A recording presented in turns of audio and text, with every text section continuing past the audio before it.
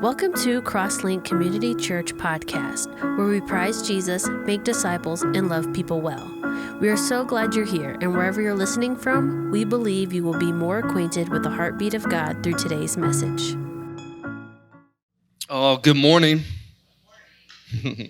It's good to see you. I don't know if you noticed, the weather has turned. Quickly. Like, there's no warning ever. Because you can't trust the news or the weather app because it lies all the time. And so you're like, I don't know, is it going to be this cold? And then you wake up and it's this cold and you're like, yep, here it is. Listen, don't get me wrong, I love fall. But the problem with fall is winter's close behind. And my issue with winter isn't, I love winter during December and January, some of February. Not January, but definitely March and April, like the weather should turn back to warm, in my opinion. But God and I have been working on that together. He doesn't agree. Anyways, there has been, I've noticed, kind of an uptick in stress levels and anxiety based on the front half of the Buckeye games anymore. Okay, good. It makes my, like, I used to not pay attention to college football at all. And then since I've moved here, you guys have forced my hand. And so now I gauge like how Sunday's going to go based on Saturday anymore. So anyways, welcome. Last night, we did something unique and different. In fact, I was trying to think, I don't think I have ever participated in something like this. And so it was fun. We did a block party in my neighborhood, and our neighbors who kind of helped orchestrate this, they also picked up these road closed signs from the city, who let us use those to close down like our cul-de-sac part of the road, which was awesome. I'm like, this is official. Like, this is a true block party. We're closing roads down. And we had tables set up in the middle of the road. Families were invited from all over the neighborhood. And we had a fire going because it got cold. And it was just a beautiful thing. Tim and I took on my two oldest in basketball and lost. So it was humiliating. A lot of excuses. It was dark out. The ball was black. It was slippery. So anyways, we just had a great night. Like, it's a reminder of the importance of community. But people don't do that anymore. You know what I mean? Like there's not a sense of community. We have more isolation than we have anything else. And so I just want to use this kind of, it's going to pair well with this morning. But I also want to remind you of, since January, your assignment. You don't remember. So here's your assignment. We started these tables back in January and explained why we sit around round tables. And the reason is because we want to create community, a place where you sit and talk and engage and invest in the lives of people in church here. But what we challenged you with is that for 2023, the rest of the year, that at least once a month, that your assignment is to invite someone else to your table. Not this table, but your table at home or out to eat, that you invest in either people here at the church or within your own community or in your workplace, but that we have the heartbeat of compassion and wanting to get to know and invest in other people. And so that's the challenge. I hope, maybe you've forgotten about it. This is just a reminder that as we enter into the back half of this year, don't forget to engage and invest in the lives of people. Because it matters. It matters greatly, right? So if you have your Bibles, you can turn to Hebrews chapter 13.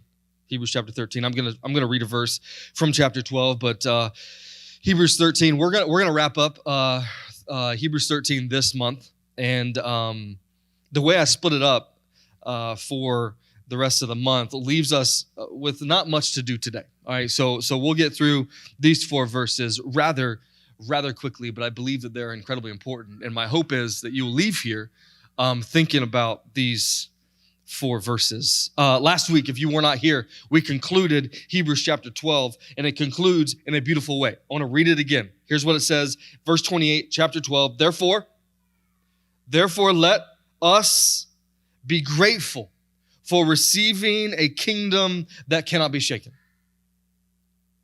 And thus let us offer to God acceptable worship with reverence and awe, for our God is a consuming fire. Now, I wanted to highlight this again because I find this verse to be both beautiful and challenging. Here's why. What it says is, we are grateful because we received a kingdom that cannot be shaken. What you have received because of what Jesus has done is a kingdom that cannot be shaken, right? Which what gives you this position of gratefulness that causes a lifestyle of offering worship, acceptable worship to God. Now, here's the problem. Although it's beautiful, typical church behavior is we'll sit down and debate verses 28 and 29 on what that looks like in kind of an ethereal way of, man, I want to be a person who offers acceptable worship to God. How beautiful that be. And you spend the next hour just discussing kind of what that means. The problem is no one ever goes into chapter 13, which actually defines what that looks like, because it's too applicable. So what we would rather do is talk about what we think it looks like instead of actually diving into what it really is. I'm going to give you another example because I know you don't believe me yet. So there's another verse. I didn't give this to them. I'm just going to read it to you. So just drink it in. And I want to show, I want you to raise your hands in a moment. So I'm warning you about crowd participation. If you've heard this verse. You ready? Okay. Romans chapter 12, verse 1. I appeal to you, therefore, brothers and sisters, by the mercies of God, to present your bodies as a living sacrifice, holy and acceptable to God, which is your spiritual worship. Do not be conformed to this world, but be transformed by the renewal of your mind, that by testing you may discern what is the will of God, what is good and acceptable and perfect. Raise your hand if you've heard that verse. 2 verses.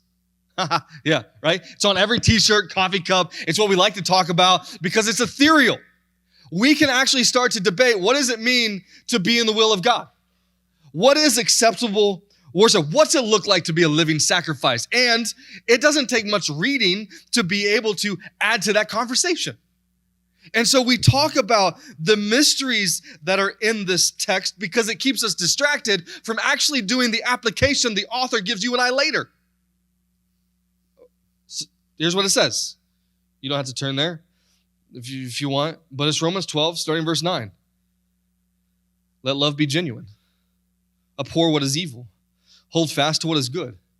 Love one another with brotherly affection. Outdo one another in showing honor. Do not be slothful in zeal. Be fervent in the spirit. Serve the Lord. Rejoice in hope. Be patient in tribulation. Be constant in prayer. Contribute to the needs of the saints and seek to show hospitality. Here's what happens. We stop at the ethereal so we can stay distracted instead of doing the application the author offers us later. Because this stuff that I just read is difficult. Now, know this. Romans chapter 12 comes after Romans chapter 11. 10, 9, 8, 7, all of those, okay? There is a process that happens. Romans 1 through 11 is probably stacked with some of the greatest theology and doctrine of grace, of the gospel, to show the readers you couldn't do anything to earn the position you have through Jesus, right? So Romans 1 through 11 teaches that. So when you get to 12 and you start to see things that you are to do, you aren't to do them because it earns your position in the family. You are to do them in response of the position you've already received in the family. Okay? So it matters because you have people who twist it, distort it, and say, if you're not doing these things, in my Bible it says the headline, marks of a true Christian. If you're not doing these things, then clearly you're not a true Christian. No. We will fail a lot of times in trying to accomplish this list. But the doing of this list does not reveal whether we are having a position at the table. The doing of this list comes from a grateful heart of a person at the table. Okay? So with that, we're going to do the same thing. Go back to to Hebrews chapter 12 and 13. The author finishes in 12 with us offering to God acceptable worship. And so the question that you should ponder in your mind and your heart is, what is that? What is acceptable worship? What does it look like? I can tell you a fraction of worship, a very small fraction of worship, is what we just got done doing. Singing songs. The praise of our lips. That's a fraction of what worship is. In fact, the better phrasing would be that's worship in song. This would be worship in teaching. Conversations you had earlier would be worship in conversing. Your life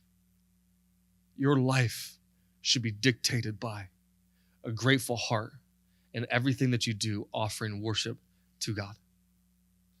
So the author says it this way. If we move 13 out of the way and just read it as it is, for our God is a consuming fire. Therefore, let brotherly love continue. It seems pretty consistent with what Paul just said in 12. Let brotherly love continue. Do not neglect to show hospitality to strangers, for thereby some have entertained angels unawares. Verse 3, remember those who are in prison, as though in prison with them, and those who are mistreated, since you also are in the body. I said I had 4 verses. Actually, I only had 3 verses for you this morning. That's it. Those 3 verses. And what's crazy is it shouldn't take much talking to convince you that brotherly love is important, hospitality is important, remembering those who are in prison as if you were with them is important. Like, it shouldn't take much, but we live in a day and age where that's just not the case. We have no idea actually what this means. So we're going to take it apart. You guys ready? Okay, let's see. Verse 1 says this, let brotherly love continue. This is actually an act of worship. This is our interaction with one another. Brotherly love, don't be like thrown by this statement. Brotherly love is simply the affection the saints show each other. The love that we have for each other. You ever on Facebook? You don't want to admit that? Are you ever on Facebook and you see some of the hate that's spewed back and forth from people who you think or know or have stated they are Christians? This happens. And what's interesting to me is that if we are grateful for receiving a kingdom that cannot be shaken, and because we've done that, we are going to offer acceptable worship, and the way the author defines that is worship looks like this. Show great affection towards other saints. Love them well. Isn't it ironic that one of the greatest antithesis to loving people well is gossip? And church seems to be riddled with gossip, yet we're charged with love each other well. It's insane to me. This is what happens. Because we have isolated or compartmentalized things in our lives thinking that here's what worship looks like. As long as I just come to church on a Sunday morning and I sing the songs and lift my hands and praise the fruit of my lips, then that is worship. No. Worship looks like this. How are you loving and engaging the saints? The people who are in the family of God. How are you investing in their hearts? So here's what's crazy. I have the outline for this morning on front of the stage. Put it there this morning for you. 3 points. Prize Jesus, make disciples, and love well. I find it crazy that in Romans and in Hebrews, you find a similar outline. Meaning the first part of 12, when it says that you're grateful for receiving a kingdom that cannot be shaken, we've received that kingdom because of Jesus. Therefore, we prize him above everything else because he did something for us we cannot do for ourselves. He becomes our greatest treasure. When Jesus is your greatest treasure, you respond from that. And your response is out of a grateful heart of, now what can I do to show that he is my greatest treasure? And the author says, here's what you do. You love other people who prize Jesus like you do. And here's what I think is so important. Biblical discipleship finds its inception and sustenance in brotherly love, and it cannot be done without it. So if you want to know what making disciples looks like, it's not making converts. It's not preaching so someone who didn't know Jesus now knows Jesus. Making disciples looks like this: your constant effort to engage and invest and love the hearts of the people in this room. That's what biblical discipleship looks like. What did Jesus do for 3 years? I mean, he engaged and invested in the hearts of his disciples. He loved them, as he even says, to the fullest extent. Our affection towards each other matters incredibly well. In fact, if we refrain from actively and persistently loving each other well, we are choosing not to worship God the way he has called us to. And you wonder why your life is devoid of vitality. Is because you're waiting on people to love you instead of doing the command of loving them. This isn't a call for people to sit here as a victim, says, oh, no one appreciates me, no one loves me, no one chases me down, I feel isolated and alone. I get that. That happens. Unfortunately, the mandate for you who are believers in the room is, who are you investing in? Who are you engaging in? Who are you chasing down before they leave this room? Who are you, like, do you have a hit list? Like even right now, as I'm saying this, as you survey the room, because some of you, multitask as you're listening, you're looking around. So if you're doing that, you're looking around to see who is it here that you don't know yet, that you need to know, because loving people matters so greatly that it's actually mandated as an act of worship. And the problem is we're refraining from that because we come in and we leave and we go about our day. And I'm saying, if we actually want to have an authentic community of worship, then our mandate is to show great affection towards one another. You want to change the ethos and the culture? This is how you do it, with brotherly affection. Let me show you, in case you don't believe me. If you could, turn to John 13. It's going to go up on the screen, in case you don't want to turn there. John 13. Most of you should know this. And in fact, if you go through our linked up class, this is very familiar. John 13, this is where our mission statement on the front of the stage is finds its inception. John 13, starting verse 34. This is what Jesus says to the disciples. 34, a new commandment I give you, that you love one another, just as I have loved you. You also are to love one another. I wonder what Jesus saw that he felt like he needed to say that. What we do know from the beginning of this chapter is that they sat down to have the Last Supper together. And in sitting down to have the Last Supper together, that the disciples were arguing who was going to sit in the most prominent seats in the room. So they were basically arm wrestling, chasing each other down, saying, no, I deserve to sit next to Jesus. No, you don't. You smell. I deserve. Like they were having this kind of conversation. And so Jesus is probably looking around like, man, what's with all the posturing? And I wonder, no, I don't wonder because I've been around it long enough. What's with all the posturing in churches today? Jesus looks around and he says, here's what's important, guys. Here's the commandment I give you. His last words are this, that you are to love each other well. Oh, wait, let me give you a caveat. As I have loved you, love each other that way. Listen, there is not a more difficult statement that I can give you here this morning. Challenge, there is nothing more difficult than to love someone the way Jesus loves you. He loves you without condition. He loves you in your moments of betrayal. He loves you in your moments of fleeting. He loves you in your moments where you're angry. He loves you consistently and perfectly. And he says, hey, here's the best way to live life. Love the saints the same way.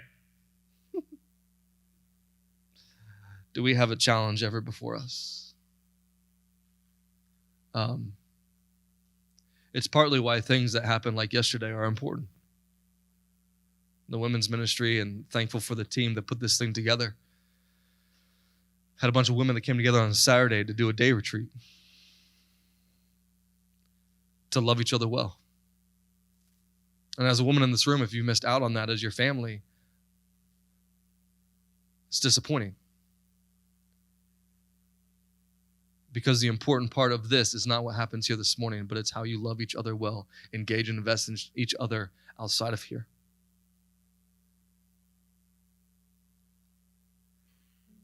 Jesus didn't make this seem like it was an option. In fact, he says, this is your commandment.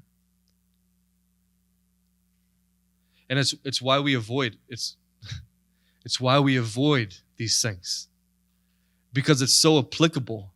We're like, but he doesn't know the people I'm around. I mean, really? Do you think?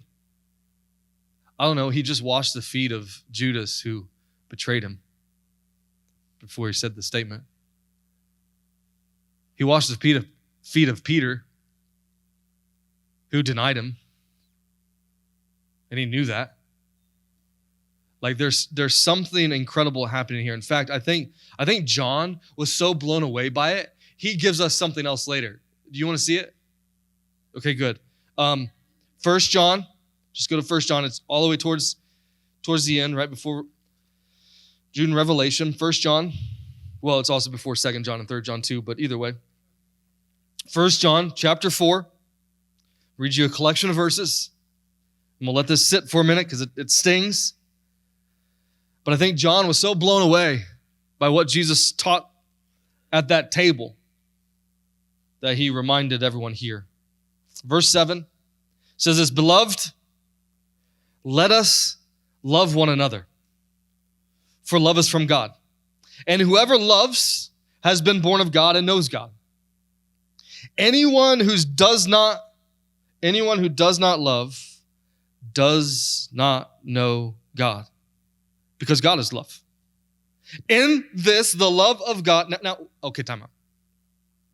It's important because this verse, God is love, gets used out of context all the time. The context is that John is talking to believers and how we love each other as believers. We'll get to what it means to love those outside of the family. So what's important is to understand here that he's specifically talking to us as believers and our affection towards one another. Okay, get it? Here we go. Verse 9. In this, the love of God was made manifest among us, that God sent his only Son into the world so that we might live through him. And this is love. Not that we have loved God, but that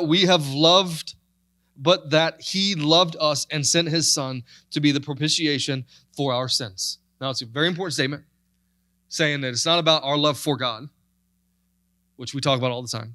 Sit around in groups. Oh, man, I love God so much today. I didn't love him very much today. Like, that's where we focus. Instead of, his love for me is ever changing. You know, actually, why I'm even hanging in this thing is because his love is so great. That's the focus. Beloved, if God so loved us, we also ought to love him. Oh, no, that's not what it says. Beloved, if God so loved us, we also ought to love one another. The proper sentence, I think, or the way we treat it as believers is, if God loved me, then my response is to love him. No. If God loved you so much, here's your response. Love one another. It's crazy. It's crazy how difficult this is. Ready? Verse 12. No one has ever seen God. If we love one another, God abides in us, and his love is perfected in us. By this that we know that we abide in him and he in us, because he has given us his Spirit, and we have seen and testified that the Father has sent his Son to be the Savior of the world. Whoever confesses that Jesus is the Son of God, whoever confesses that Jesus is the Son of God, God abides in him, which is beautiful, and he in God. So we have come to know and to believe that the love that God has for us, God is love, and whoever abides in love abides in God, and God abides in him. By this is love perfected with us, so that we may have confidence for the day of judgment, because as he is, so also are we in this world. There is no fear in love, but perfect love casts out fear. For fear has to do with punishment, and whoever fears has not been perfected in love. We love because he first loved us. If anyone says, now, this is one of the hardest sentences here. If anyone says, I love God, and hates his brother, he is a liar. For he who does not love his brother, whom he has seen, cannot love God, whom he has not seen. That's drastic. Can you imagine if that actually was believed? I think hate for one another would start to vanquish. If we actually believed this, that how in the world can I say that I love God who I can't see if I can't love the ones who I can? And so the question that you should... I love this table so much. I get the question you should be asking is, okay, so what does it mean to love each other well? Like, what's that look like? So I have an easy answer for those of you who have ever married or are married. Is the wedding day the most important part of your marriage? No. Okay, it came out of one lady's mouth. I am concerned. No, it's not. Sunday mornings is likened to the wedding day. Celebration, excitement, praising, singing, togetherness. But every day after that, the expectations for the husband and the wife on how they pursue one another, on how they engage one another, on how they invest in each other's souls, like that's the meat and sustenance of the marriage. And so what I'm saying is, great, come for the celebration. This is a great day to celebrate. But what matters in how you love one another is the engagement and in the investing you're doing in the hearts of those in this room beyond today.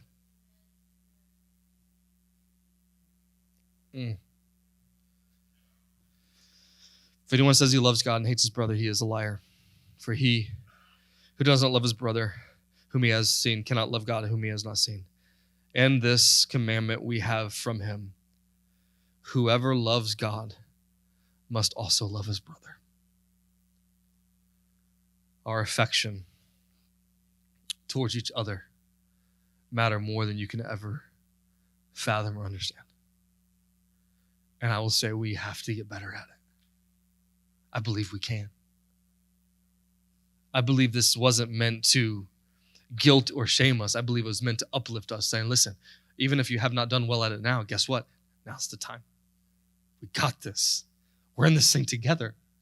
Isn't it nice to know that you're in this fight with someone else? This is good news. That was the first part. We got verse 2. Go back to Hebrews. Hebrews chapter 13, verse 2. Do not neglect to show hospitality to strangers, for thereby some have entertained angels unawares.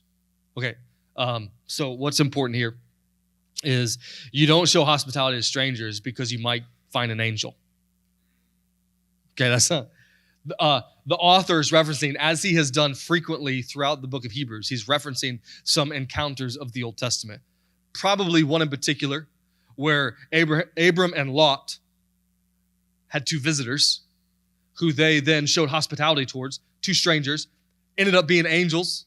One, the angel of the Lord, that was the title, which we also know is a theophany, a presence of Jesus or Jesus before he is incarnate. All right, so that happened. So the author's like, hey, when they showed hospitality to strangers, guess who was there? An angel and Jesus. Awesome. We don't show hospitality in hopes that one day we get to see Michael or Gabriel or whoever else. It's not what is going on. What he's saying here, as you show affection towards one another, as you show affection towards the family, also show hospitality towards those who aren't in the family. Meaning, make sure you're available to engage and invest in even those who are not part of the family of God. Here's what I'll say, and I know this is going to be a drastic statement, and I hope we all feel this. If your life is too busy or distracted, too consumed or focused, that when opportunities of hospitality come in play, you have to say no because of how busy you are. You're missing out on a mandated act of worship from God. There should be space in our schedule that allows for spontaneous hospitality because we never know who God is sending our way, who needs to be engaged by his people. Hospitality towards those who do not yet know Jesus matters so much that, listen, the way he designed people to know Jesus is by the gospel being taught, spoken, preached. And how can that be done if we're not allowing moments of hospitality to let people in our lives to be able to share that truth? A Saturday night where there's probably football games or all kinds of other things that you can do, and your neighborhood's like, hey, let's shut down the streets for a party. I'm game. Let's do it. We will make it fit our schedule. I think the biggest adversary for us in this room is how busy we are. We get consumed. Your love for your personal family, great. Your love and affection for the saints, great. But there needs to be space. There needs to be space for hospitality for the foreigners, the aliens, the strangers, whatever name you want to call them. There needs to be space for that. In fact, an act of worship is that very thing. I'll give you one verse. Well, no. One spot. Go to Matthew 25. And I'm not going to spend much time here because we did a whole message on this particular text. But either way, I think it's vital. Matthew 25, starting verse 31. It reads this way. Excuse me. When the Son of Man comes, Jesus comes in glory, and all the angels with him, then he will sit on his glorious throne. Before him will be gathered all the nations, and he will separate people one from another, as a shepherd separates the sheep from the goats. And he will place the sheep on his right and the goats on the left. Then the king will say to those on his right, "Come, you who are blessed by my Father. Inherit the kingdom prepared for you from the foundation of the world. For I was hungry, and you gave me food. I was thirsty, and you gave me drink.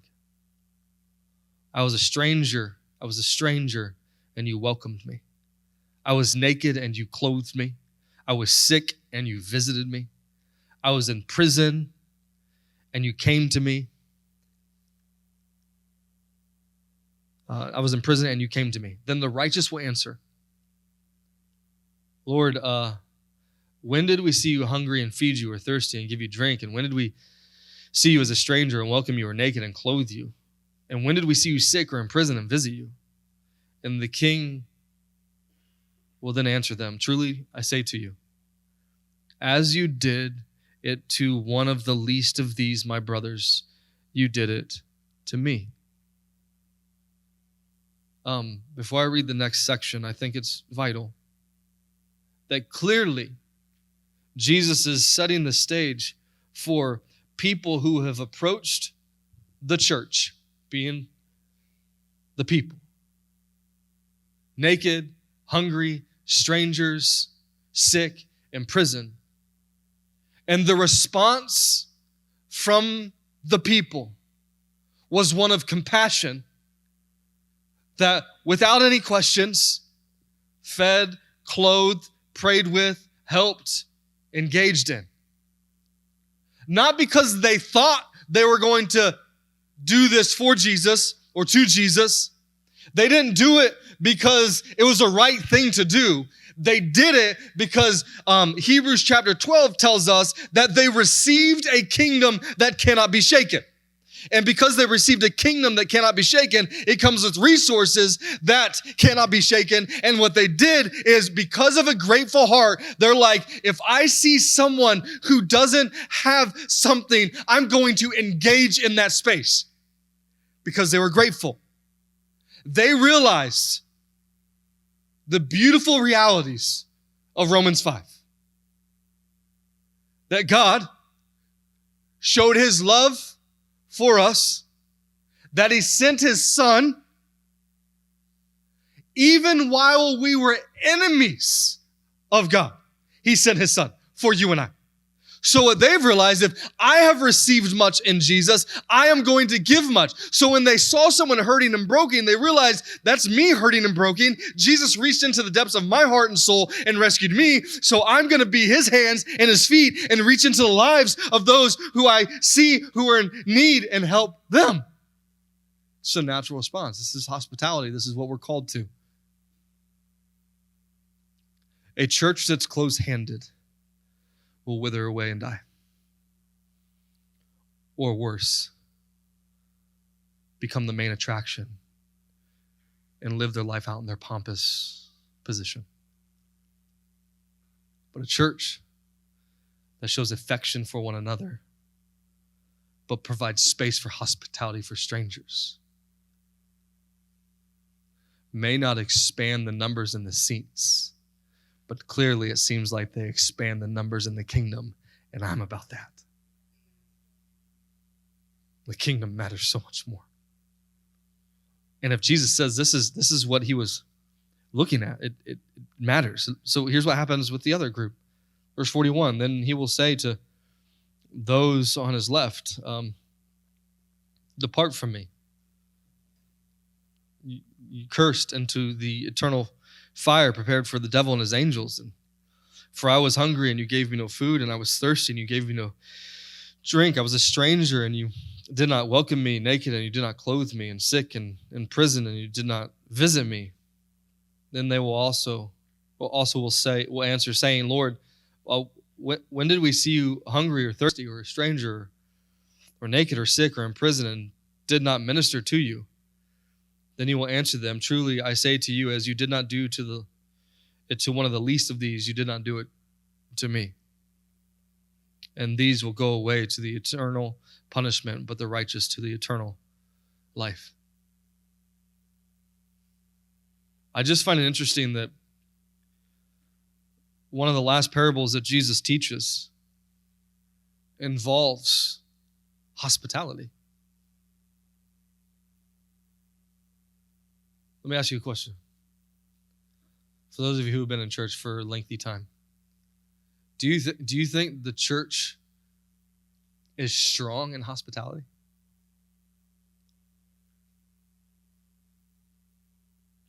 Do you think we actually engage the least, the lost, and the lowly? Because I think that's our calling and our mandate. In fact, I would say that it's an act of worship. And so the first two challenges here this morning before my third one, which will be my conclusion, so we're almost done, is that if you want to be responding from a grateful heart, then the first way you respond in an act of worship is love and affection to one another. And the second way is to create space in your life to show hospitality to those who aren't like you, in hopes that maybe there's an on-ramp to them knowing who Jesus is. Prize Jesus, make disciples, and love well. I don't know if I ever told you guys corporately, I gave this guy, I'm not going to tell you who he is. His last name starts with Vandegrift. I gave this guy a paragraph about, hey, here's like the direction, the mission of Crosslink. Paragraph is great. It was well written. All right, as best as I could with Okeechobee High School grammar. And I sent it to him. He's like, man, this is good. He's like, let me do some revisions. I'm like, whatever. So then he sent it back to me with 6 words. 6 words. Prize Jesus, make disciples, and love well. He's like, I think when I read your paragraph, this is what you're saying. I'm like, all that time. And this is so much better, right? And so that's where this was birthed. It's simple. Prize Jesus, make disciples, love well. That will never change. And you see it laced within scriptures, laced within the lifestyle of Jesus that he taught as he was the greatest treasure. He even says, depending on which way you take it, there's this man, he found this field, and that field was a treasure, great treasure. He went out and he sold everything that he had to buy that field. Because the treasure was worth everything. Jesus taught that he was the greatest treasure. And then he walked 3 years of his life with the disciples to show affection and love to one another matters. In fact, it is the basis of discipleship. And then he calls us as a church to show hospitality, which simply is, let's make space in our lives to love everyone well. So lastly, as Danielle and Luis make their way up here, go back to Hebrews. Let me find it. Here we go. This is what it says. And remember those who are in prison, as though in prison with them, and those who are mistreated, since you also are in the body. I just want to give you some context for this. For someone who was doing prison stuff for 5 years, I want to give you some context, because it's easy. It's actually easy for us to ignore the first one, love each other, ignore the second one, but rally people together to do prison ministry. Why? Because it's safe. Well, kind of. A little different, but safe. Go somewhere where you probably will never see the people again and do prison ministry. And I'll tell you this, prison ministry, in my experience, is the easiest ministry to ever do, because they're hungry. They ain't got nothing else. What do I have? Everything's been taken. And so once they work through the cycle of denial, anger, grief, shame, guilt, to finally get to a place of brokenness of who's gonna love me when I'm this? Like right there, man, you just dive in and you just say, Jesus, yes! Man, it's easy. You fill the chapel with men or women who are ready to pursue Jesus because he's the only one who loved them because of everything they've done, at least in their mindset. That's not what's being talked about here. There's a place for that. Don't get me wrong. But what's being talked about here is something that you and I, as Americans, have not experienced. Because in the context of Hebrews, if you remember, the author is writing to a group of people who are facing immense amounts of persecution that's causing some to go to prison, some to be mistreated, some to be beaten, some to be isolated. And they're ready to throw in the towel. And so the writer understands what's going on. He says, listen, as you're running for your life, love each other well. I don't got time for that. I'm running. No. You see, now the context is going to even make this list harder, so it should make it easier for us. As you're running for your life, love each other well. Oh, and make sure that as you're on the run, being persecuted and chased down, that you make space for hospitality. Okay, time out. What if the one we're showing hospitality to comes in, and is sneaky, slithery, just to find out that we're believers in Jesus, to only then go back and tell Rome, hey, we found one, and they come and take us? Sounds like a good reason to not show hospitality. The author says that your mandate is to show hospitality. And then thirdly, he says this. While you're still not in prison, but others are, remember them as you are there with them. Remember those who are being mistreated right now because of their belief in Jesus. Man, so if there's anything the American church should be good at, it is remembering those across this globe who are being persecuted for the very thing we get to be in public about. Remember them. This isn't talking about people going to prison because of crimes they committed. This is talking about people who have faced grave injustices because of their belief in Jesus. Man, it sure does take away or steal from our concepts of, the person at Starbucks not making our drink the way we want it. Having to defriend someone on Facebook because they're getting too crazy and you just can't have them around you anymore. Like, the persecutions you and I face here in this world is nothing compared to the church underground in China. Did you know, statistically, that where the church is being persecuted flourishes all the more? Where the church is open and welcomed loses vitality. So I'm going to say something. It may make some of you angry. Are you okay with that? You don't have to believe me. I'm just going to say it. Because I try to stay away from politics somewhat. But I was talking last night, and I do think we need to remember that Christianity is not American, it's global.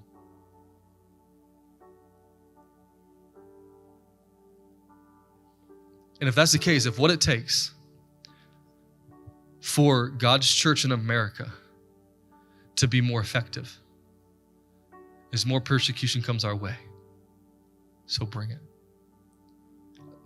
Hold on, I'm not saying yay. I'm saying if what it takes for God's church in America to be more effective means it needs to come under immense amounts of persecution, then he has a plan. And I would much rather his kingdom expand than my comforts distract me. Now with that, I love that we get to do this thing together, openly. And I would say, let's not wait till we get persecuted to do what it is we're called to do.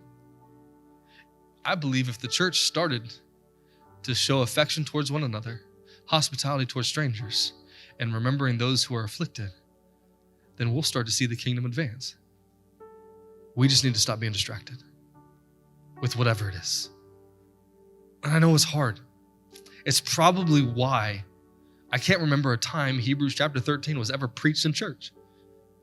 Anyone? I've been around for a while. Not as long as some of you, but a good while. I've never heard Hebrews chapter 13 preached. And I wonder if it's because it's too applicable. We ignore it. And so as we sing this last song, I guess my challenge to you is, 1, do you need to strengthen your showing affection towards one another? 2, do you need to provide space in your schedule to show hospitality? And 3, are we too self-consumed? We're not considering those who are suffering because of their faith in Jesus. You should close your eyes for a moment. And I'm going to ask you to stand as well if you don't. Open your eyes to stand, please. And then close them.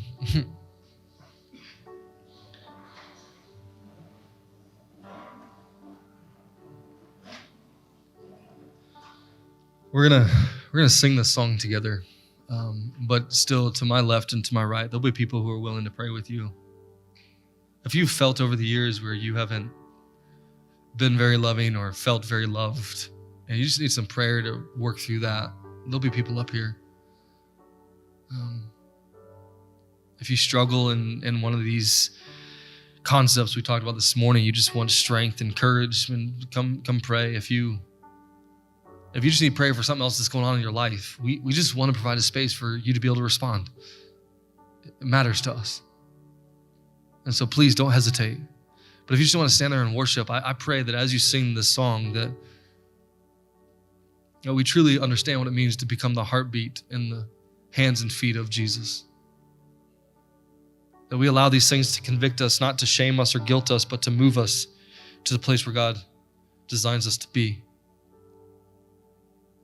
So I'm going to pray, and then they're going to lead us in the song, and then we will conclude. Father, we love you. We thank you for who you are, what you do. Forgive us for not latching on to some of these things like we should.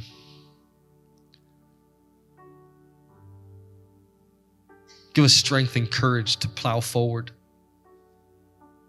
to keep our eyes fixed on your kingdom, that we are grateful for receiving and that we have the opportunity to invite into.